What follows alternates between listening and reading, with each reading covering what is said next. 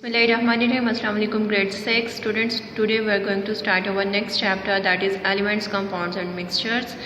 Students, this chapter is belong to the elements, all known matter on the earth and in space made up of elements. About 120 different chemicals that are present in the form of elements, and we call these as elements. Dear students, in this figure you can see that this red and wooden bond are both made up of three elements: carbon, hydrogen and oxygen. So they contain different type of elements. They made up of different type of elements and having different percentage of these elements in them that joined in different ways. So elements are made up of atoms, and each element contain only one kind of atom. It means that only one kind of atom is present in one element. Here on this page you can see that the definition of an element. An element is a chemical substance that cannot be broken down into anything simpler. It means that it also a simple component that can be broken down, that cannot be broken down into anything simpler.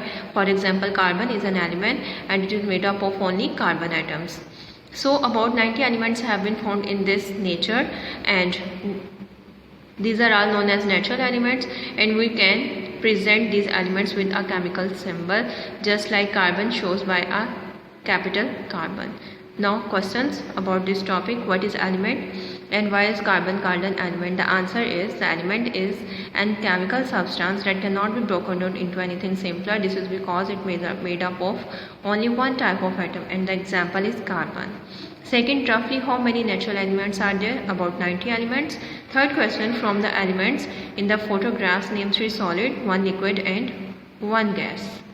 These are different type of elements, and the answer is from here: sulfur, mercury, iron, silver. The answer is solid contains magnesium, iron, zinc, liquid contains bromine and gas contains nitrogen. Fourth question, name an element used for making jewelry: gold, water pipes, maybe rubber, thermometer, glass. Students, page number 121, metals and non-metals. Elements can be sorted into groups according to their properties. They are liquid, solid or gas, may be simple or complex. So we can differentiate the metals and non-metals according to these properties.